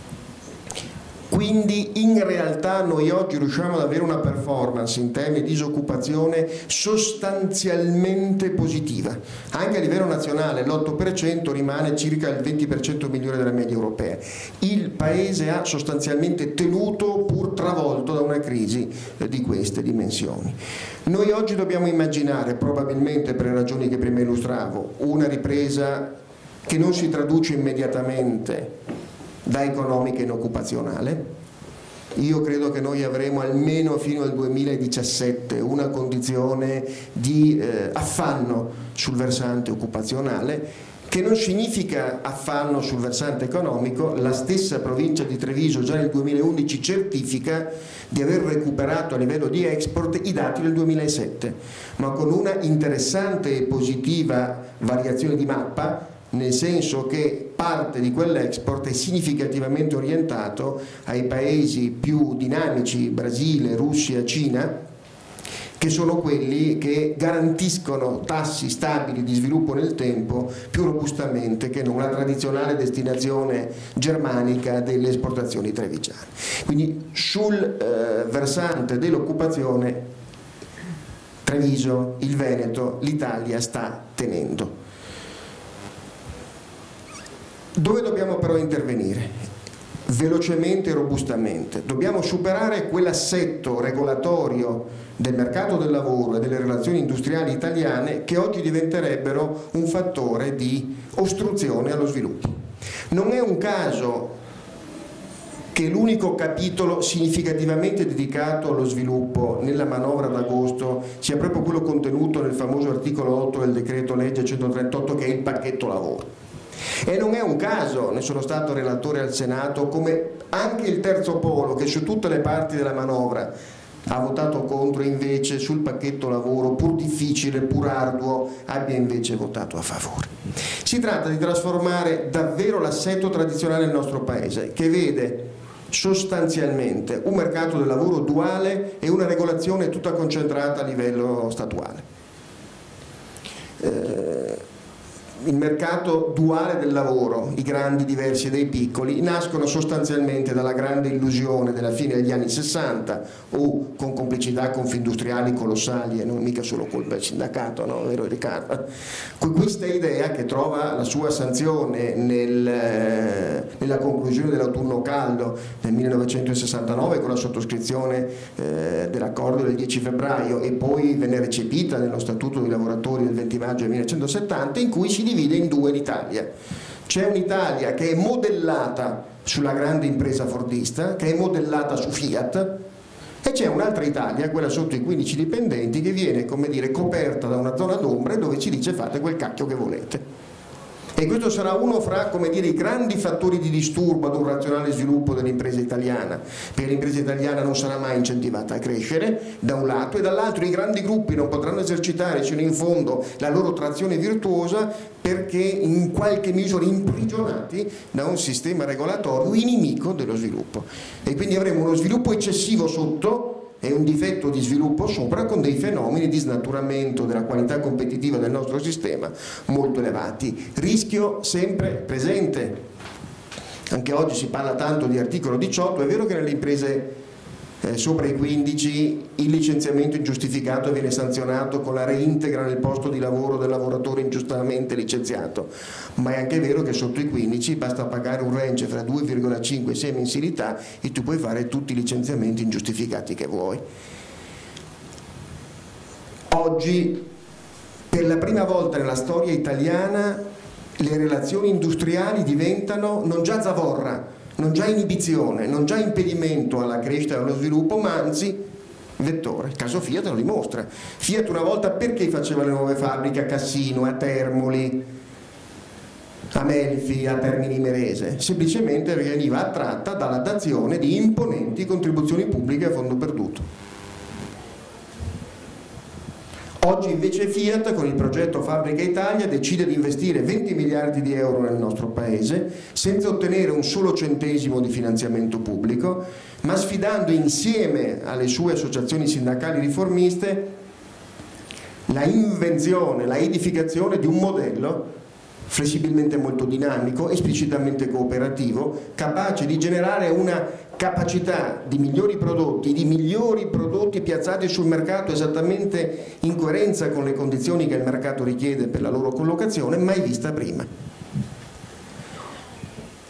Oggi non possiamo più accettare questa gerarchia che c'è oggi. Oggi sostanzialmente il rapporto di lavoro è regolato solo dalla legge, qualche volta dal contratto nazionale, va ribaltato tutto. Ci sono giacimenti straordinari di produttività, di efficienza, di competitività che sono ancora occlusi dentro il punto del fare rappresentato dalla specificità, dalla concretezza compiuta e dinamica delle nostre imprese. È lì che va collocato il livello regolatorio ed evidentemente va affidato a quelle associazioni sindacali, a quelle rappresentanze sindacali e a quelle direzioni di impresa che sono, ed esse solo, sono capaci di cogliere e liberare, ed affrancare, liberare tutto quel giacimento inespresso. Pensate che nella Nord-Est, nella catena complessiva del valore, il valore lavoro è ancora il 50%. Siamo non a caso la regione più manifatturiera d'Europa. Beh, di quel 50% soltanto, con una ipotesi generosa, si potrebbe anche stare più bassi, soltanto il 3,5% è effettivamente governato a livello d'azienda. Tutto il resto è prigioniero, incatenato dalle regolazioni del contratto nazionale o della legge. Non si può andare avanti così, va esattamente capovolta l'impostazione, che è quello che noi tentiamo di fare con questa manovra, dicendo: signori, anche tutte le materie tabù, quando insieme le grandi associazioni sindacali, le loro rappresentanze sindacali e l'impresa decidono di costruire nuovi modelli di relazione fra di loro, in casi precisati, nuova occupazione, nuovi investimenti, crisi, cambiamento delle tipologie di lavoro. Se oggi un call center ha 400 partite IVA e decide di convertirle tutte a tempo indeterminato, beh, sarà possibile che dica va bene, io li converto tutti e questi 400 in contratto a tempo indeterminato e a tempo pieno, però se per caso mi capiterà fra 3 anni di licenziare uno di questi 400, anche se il giudice dovesse quel licenziamento riconoscere come ingiustificato, la sanzione per il licenziamento ingiustificato potrà essere un cospicuo risarcimento economico anziché quella reintegra che in qualche misura rappresenta sempre una rottura di quel patto comunitario che rimane il cuore pulsante di un modello organizzativo che è sempre più fondato su buone relazioni interpersonali e su buone relazioni collettive. Questo vale per tante materie che oggi sono sottratte all'azienda, perché il modello è appunto partecipativo. È un'alleanza, un patto quello che si stabilisce tra la rappresentanza del lavoro e la rappresentanza della proprietà, in nome di un comune progetto competitivo. D'altra parte tu, Filiberto, citavi il caso della Mastrotto. A me girano le balle, perché è un caso tipicamente italiano. Perché se tu fai un buon accordo con il tuo sindacato, tu hai già la detassazione del lavoro straordinario al 10%. E ora, nello stesso interesse del lavoratore, che paga solo il 10% di tasse sulla remunerazione da lavoro straordinario, ma ha la copertura assicurativa, ma ha la copertura previdenziale, evidentemente conviene non il nero, ma il bianco trattato con il sindacato.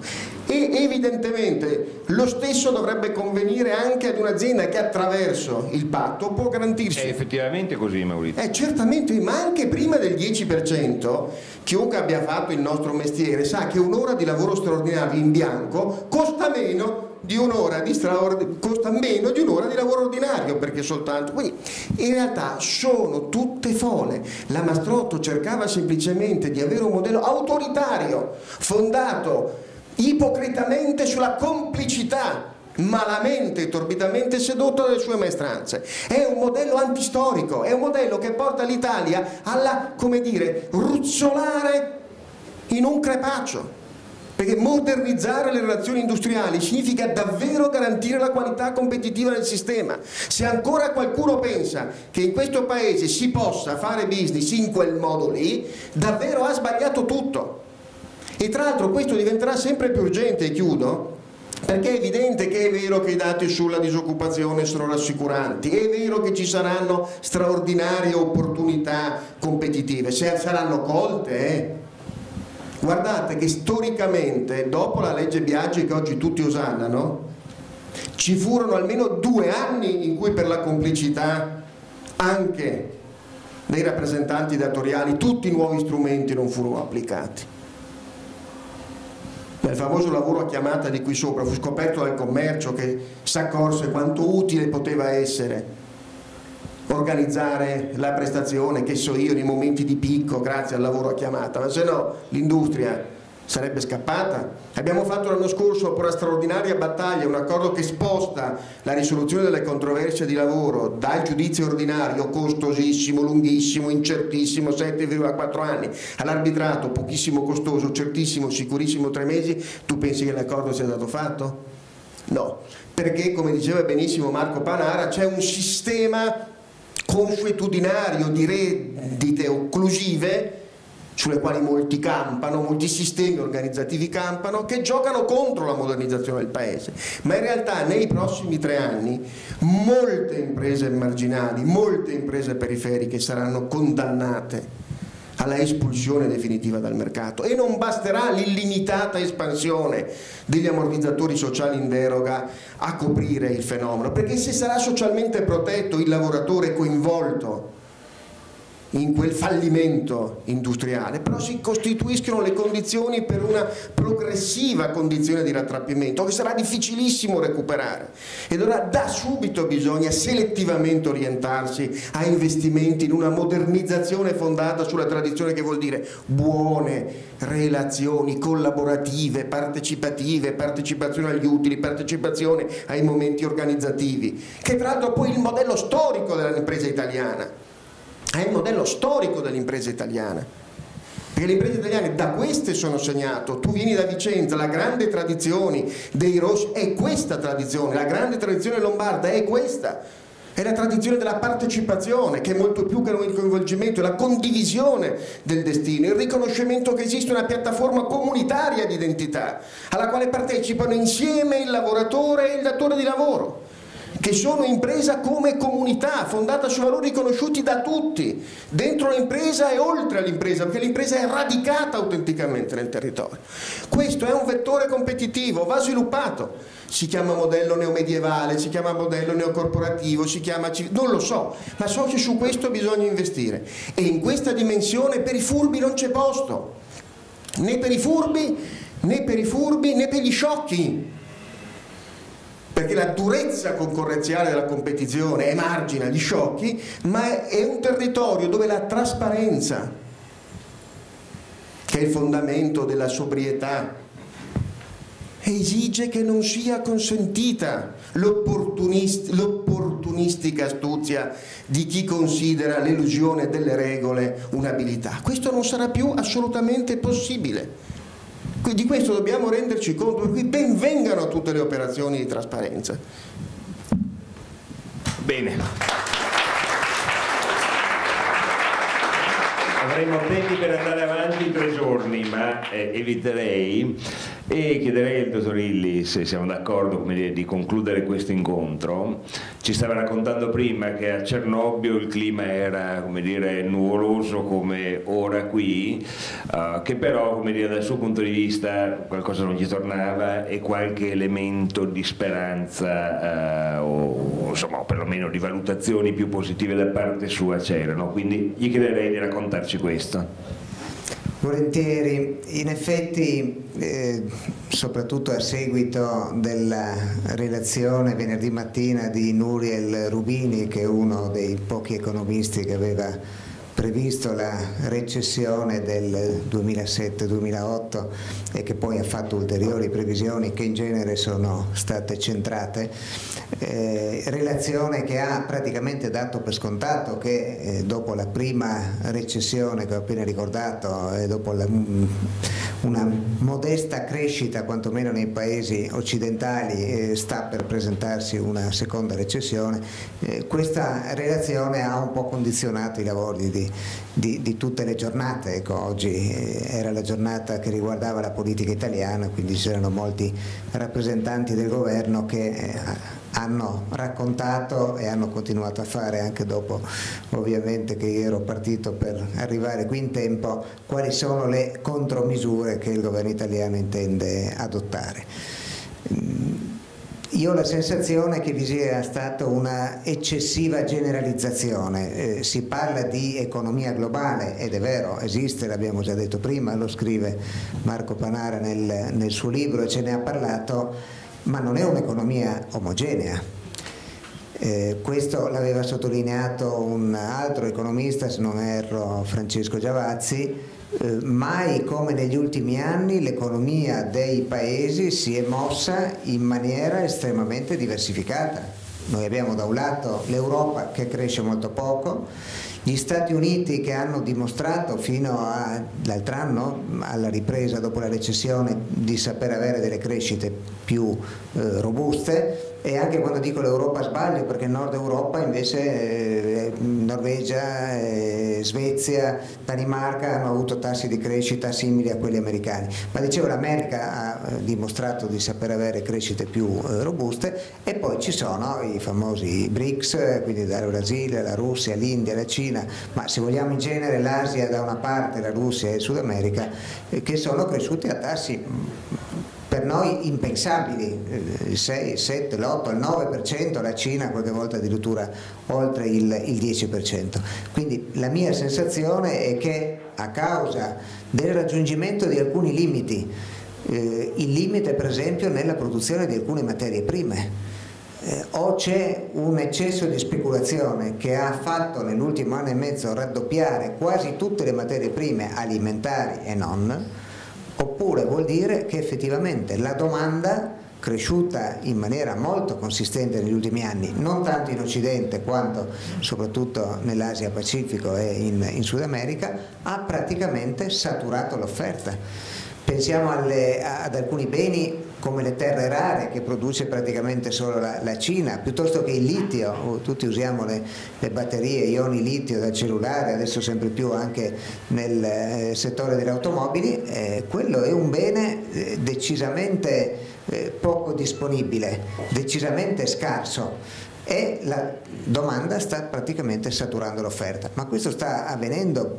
non solo per energia, per petrolio e il gas, ma anche per una serie di altre materie prime, ripeto, alimentari e non, metalli, un po' di tutto. Il raggiungimento di questo limite, ma anche il raggiungimento di un limite di indebitamento per alcuni paesi, e fra questo l'Italia, evidentemente sta creando le condizioni per una successiva fase di rallentamento. È possibile che ci sia anche una recessione, che tecnicamente significa 2 trimestri consecutivi con il prodotto lordo interno in decremento. Può darsi addirittura che gli Stati Uniti, questa è un'opinione abbastanza diffusa che ho riscontrato a Cernobbio, tornino in recessione. È possibile che ce ne sia anche qualcuno in Europa che torni in recessione, ma non credo sarà assolutamente né profonda né duratura come quella del 2007 e 2008, ma soprattutto non sarà una recessione globale. Forse i paesi asiatici, dalla Cina, l'India e i sudamericani, subiranno un leggero rallentamento, ma certamente non andranno in negativo, cioè non avranno un decremento del loro prodotto interno lordo. Certo è che per quanto riguarda l'Italia, la sua esistente situazione di indebitamento, che è fra i più elevati al mondo, che già non lasciava molto margine di manovra, il successivo non solo rallentamento della crescita, ma addirittura perdita di prodotto interno lordo durante gli anni di recessione, la successiva crescita molto modesta, hanno fatto individuare ai mercati un rischio di incapacità di far fronte al proprio debito, ma non domani mattina o l'anno prossimo, presumibilmente fra 10, 15, 20 anni, un rischio futuro. E quando i mercati annusano questo rischio, cosa fanno? Semplicemente chiedono più interessi. Le soluzioni possono essere 2: pagarli, ma è chiaro che pagando più interessi aumentano le uscite e quindi il rischio di insolvenza aumenta o addirittura si avvicina nel tempo. L'altra soluzione è ridurre il debito, e mi pare che sia questa la scelta corretta che ha fatto il governo. Ridurre il debito, come diceva Marco Panara, significa destinare una parte del reddito nazionale, ma che poi è anche il reddito di ciascuno di noi, a ridurre il debito, e quindi non possiamo usarlo per fare investimenti oppure per fare spese, non può farlo lo Stato, non possono farlo le altre amministrazioni pubbliche, né le imprese né i cittadini, se dobbiamo ripagare il debito. Ma l'altro elemento fondamentale è quello della crescita, perché ripeto, i mercati hanno ritenuto a rischio in prospettiva, in futuro, l'Italia, proprio per la sua scarsa propensione alla crescita, che peraltro è una scarsa propensione che esiste ormai da alcuni decenni se ci confrontiamo a tutti gli altri paesi europei, e quindi anche a questo bisogna mettere mano. Sono molte le formule, le modalità tecniche che sono state pensate, alcune già scritte nei decreti o negli emendamenti alla legge che è in fase già di discussione al Parlamento per ridurre il debito. Mi pare che ci sia invece spazio ancora per fare delle proposte per rilanciare la crescita, come ha accennato anche Marco Panara. Io butto lì alcuni titoli, perché il tempo è stretto, non possiamo ovviamente approfondire gli argomenti. Uno riguarda proprio la valorizzazione del patrimonio, in questo caso parlo del patrimonio pubblico, anche perché la pubblica amministrazione talvolta dovrebbe dare il buon esempio. E forse se lo facesse, anche alcuni privati che hanno dei patrimoni oggi senza rendita economica sarebbero stimolati a farli rendere. Mi riferisco al patrimonio artistico e culturale italiano. Una parte è esposto, ma addirittura la maggior parte sta nelle cantine e nelle soffitte dei musei. Noi quel patrimonio lo potremmo usare da un lato per accrescere l'attività turistica, perché i turisti oggi vengono in Italia non tanto e non solo per le bellezze naturali, ma soprattutto per quelle artistiche, perché belle spiagge si trovano un po' in tutto il mondo, belle montagne come le Alpi non proprio, ma insomma qualcuna c'è, ma le bellezze artistiche, i quadri, i monumenti, le statue che noi abbiamo non esistono in nessun altro paese al mondo, ma ripeto, sono soltanto in parte visibili. Quindi investire su questo significherebbe sviluppare il turismo, ma dall'altra parte anche sviluppare o quantomeno mantenere la nostra propensione all'estetica e quindi far sì che siamo capaci, che saremo capaci anche domani, i nostri figli, i nostri nipoti, da un lato di apprezzare quei beni che siamo così bravi a produrre, ma dall'altro anche di saperli ancora produrre in futuro. Secondo aspetto, la ricerca. Se guardate la maggioranza dei paesi occidentali e guardate la percentuale del PIL che investono in ricerca e guardate di quanto cresce il loro PIL, c'è quasi un parallelo. Guarda caso l'Italia investe poco in ricerca, ahimè, non solo il pubblico, anche il privato, siamo intorno all'1%, e il suo PIL cresce nelle annate buone dell'1%. Paesi nel nord Europa che investono 3-4% nella ricerca crescono del 3-4%. Se questa correlazione fosse confermata, ovviamente andrebbe fatto uno studio più approfondito, varrebbe la pena di fare un ragionamento sopra. E se investissimo il 2% del PIL in ricerca in Italia e poi l'economia crescesse del 2%, avremmo fatto un affare? Probabilmente sì, perché i ritorni sarebbero ben superiori. Terzo e ultimo capitolo, quello della produttività. Negli Stati Uniti negli ultimi 20 anni è cresciuta anno dopo anno del 2, 3, 4% ogni santo anno. In Italia siamo praticamente piatti da quasi 20 anni. Però gli strumenti per far crescere la produttività, che vuol dire aumentare la competitività dei nostri prodotti, quelli che portiamo in esportazione, esistono. Sono anzitutto investimenti in macchinari, soprattutto in automazione, che spesso comportano anche miglioramenti qualitativi, incentivi ai lavoratori per aumentare la produttività, e questo può essere oggetto degli accordi che si fanno sul livello territoriale, che io ritengo in futuro dovranno essere quelli più significativi, quelli più importanti. Significa investimenti di formazione sui lavoratori, perché grazie alla formazione può essere aumentata la produttività, e su questo abbiamo ancora consistenti fondi europei, del Fondo Sociale Europeo, da poter investire. E infine riorganizzazione, perché nuovi modelli organizzativi del processo produttivo possono consentire importanti aumenti della produttività. Ci sono vari modelli, dal lean manufacturing ad altri modelli ancora. Aggiungerei in conclusione solo una considerazione su quanto diceva Maurizio Castro poco fa sul problema della disoccupazione, perché purtroppo ogni recessione, oltre a un calo del prodotto interno lordo, del reddito disponibile, quindi dei consumi, comporta un sacrificio sociale, che è quello fondamentale, più importante dei licenziamenti, quindi dell'aumento della disoccupazione. Attenzione che a fronte di lavoratori espulsi da certe imprese, noi continuiamo ad avere imprese che non trovano dipendenti da assumere. Quindi non c'è solo un problema di una offerta di lavoratori primaria che eccede la domanda. A livello selettivo noi abbiamo talvolta un eccesso di offerta, ma talvolta una mancanza. Il match, cioè il collegamento fra i due, deve realizzarsi attraverso una riqualificazione e attraverso la ricollocazione dei lavoratori.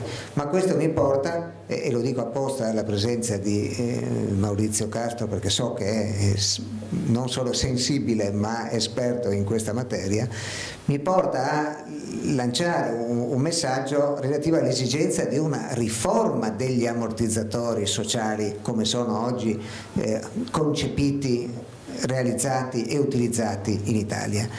Il modello fondamentale, che ormai è un modello vecchio di cui si è parlato qualche anno fa e adesso non ne parliamo nemmeno più, è quello danese chiamato Flexicurity, che prevede una tutela dei lavoratori che vengono espulsi dalle imprese, ma una tutela che è subordinata a cosa? Alla disponibilità a riqualificarsi e alla disponibilità ad accettare il primo lavoro che viene loro proposto dopo la riqualificazione.